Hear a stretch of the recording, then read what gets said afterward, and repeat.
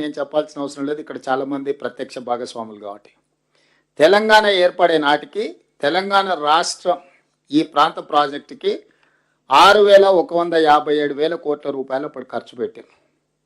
ఆ రోజు 16,40,000 ఎకరాలకు గాను 38,000 కోట్ల రూపాయల అంచనాలతో టెండర్లు పిలిచడం, పనులు మొదలుపెట్టడం. 2009లో 2014కి వచ్చేటప్పటికి 6,157 కోట్ల రూపాయలు ఖర్చు పెట్టారు. తర్వాత తెలంగాణ రాష్ట్రం వచ్చినాక కూడా కేసీఆర్ గారు 2014లో దీని జాతీయ ప్రాజెక్టు ఇవ్వాలని, దీని కేంద్ర ప్రభుత్వం సహకారం అందించాలని విజ్ఞప్తి చేస్తూనే ఒక 1.5 yearsలో 5,523 కోట్ల రూపాయలు యాస్టీజ్ వేరిటీస్ ప్రాణిత చెవెళ్ళ ప్రాజెక్టు మీద ఖర్చు పెట్టాను. టోటల్గా 11,670 కోట్ల రూపాయలు ఖర్చు పెట్టిన తర్వాత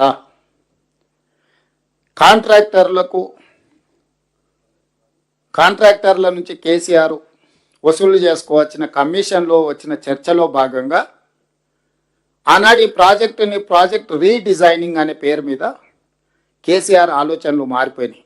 సంవత్సరం తర్వాత అప్పుడే తెలంగాణ నుంచి ఒక రిటైర్డ్ ఇంజనీర్స్ కమిటీ వేసిండు చంద్రశేఖరరావు గారు. ఏమని, ఈ ప్రాజెక్టుని రీడిజైన్ చేస్తే ఎట్లుంటుంది, దీనికి సంబంధించి ఒక నివేదిక ఇవ్వండి అని 21/1/2015 రిటైర్డ్ సీనియర్ ఇంజనీర్లతోని జీవో నెంబర్ 28 చంద్రశేఖరరావు గారు ఇచ్చారు.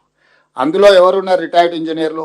CE Anantaramulu, retired CE Venkataramana Rao గారు, రిటైర్డ్ సిఈ చంద్రమౌళి గారు, రిటైర్డ్ ఎస్సీ దామోదర్ రెడ్డి గారు, రిటైర్డ్ ఈ శ్యామ్ ప్రసాద్ రెడ్డి గారితో ఒక కమిటీ వేసింది.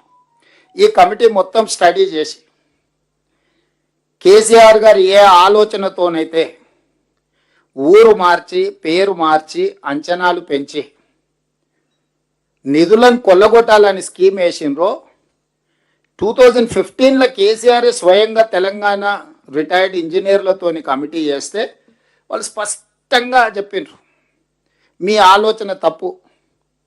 మీరు ఒకవేళ మేడిగడ్డ దగ్గర బ్యారేజ్ నిర్మిస్తే అది ఉండదు, అక్కడ ఎట్టి పరిస్థితుల్లో నిర్మించకండి. కాదు కూడదు, మీరు ఒకవేళ దీన్ని మార్చాలనుకుంటే వేమనపల్లి దగ్గర బ్యారేజ్ నిర్మిస్తే కొంతమేరకు పర్వాలేదు, కానీ ఓవరాల్గా అసలు వద్దని చెప్పిండ్రు వాళ్ళు.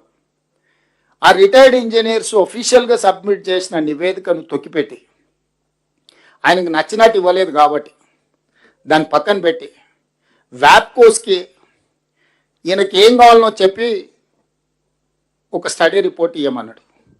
నేను ఇక్కడున్న పెద్దలందరూ హోటల్కి వెళ్ళి మనము లంచ్కో డిన్నర్కో వెళ్ళి మనం చికెన్ 65 మటన్ ఫ్రై తీసుకురమ్మంటే వాడు ప్రాన్స్ అయితే తేడు కదా, ఇడ్లీ తేడు కదా.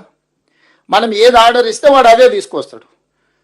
వ్యాప్కోస్ అనే సంస్థ డాక్టర్ వైఎస్ రాజశేఖర రెడ్డి గారు కాంగ్రెస్ పార్టీ అధికారంలో ఉన్నప్పుడు ప్రాణహిత చెవెళ్ళ ప్రాజెక్టుకి డీటెయిల్ ప్రాజెక్ట్ రిపోర్టు వ్యాప్కోస్కే ఇచ్చారు. అదే వ్యాప్కోసు తుమ్మిడేటి దగ్గర ఈ ఎత్తులో కట్టండి, అక్కడి నుంచి శ్రీపాద ఎల్లంపల్లికి నీళ్లు తేండి, శ్రీపాద ఎల్లంపల్లి నుంచి ఇట్లా ముందుకు చివరి ఆయకట్టు చేవెళ్ళ వరకు వికారాబాద్ వరకు తీసుకెళ్ళడానికి ఏ విధంగా తీసుకెళ్ళాలి, ఎక్కడెక్కడ రిజర్వాయర్లు కట్టాలి, దాంట్లో ఎంత కెపాసిటీ ఉండాలి, నీళ్ళు ఏ విధంగా వెళ్ళాలని ఇచ్చి అంచనాలు ఇచ్చింది కూడా వ్యాప్కోసే. 38,000 కోట్లతో పూర్తయితే వ్యాప్కోస్ రిపోర్ట్ మీదనే ఆనాడు కాంగ్రెస్ పార్టీ టెండర్ పిలిచింది. అదే వ్యాప్కోస్కి కేసీఆర్ గారు మళ్ళిచ్చి నేను మేడిగడ్డ దగ్గర, అన్నారం దగ్గర, సుందిల దగ్గర బ్యారేజీలు కట్టదలుచుకున్నా, పంపులు లిఫ్టులు పెట్టదలుచుకున్నానంటే వాడు చెఫ్ లాంటోడు. నువ్వు ఏది ఆర్డర్ ఇస్తే వాడు అదే తయారు చేసిస్తాడు. నువ్వు ఒకటి ఆర్డర్ ఇస్తే వాడు ఇంకొకటి ఇయ్యాడు కదా. నీ తెలంగాణ ఇంజనీర్లు తెలంగాణ పట్ల ఉన్న కమిట్మెంట్తో నీ ఆలోచన తప్పు. వాళ్ళ ఇంజనీర్లు, వాళ్ళ ఎక్స్పర్ట్స్. కేసీఆర్, కేటీఆర్, హరీష్లు ఎక్స్పర్ట్స్ కాదు. They may be experts in politics and manipulation. They are not experts in engineering or structural engineers కాదు వాళ్ళు.